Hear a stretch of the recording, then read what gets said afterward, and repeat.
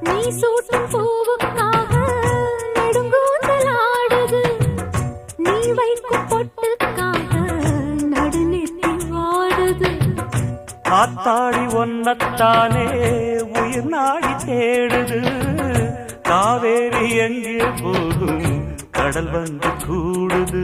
அந்திப் பொழுதில் தென்னங்கிளையில் தென்றல் கூத்தாட மையை எழுதி மஞ்சள் குருவி கையை கோத்தாட அடங்காத ஆசை கொண்டு நானும் போராட. உனக்கென பிறந்தவ ரெக்க கட்டி பறந்தவ இவதான்.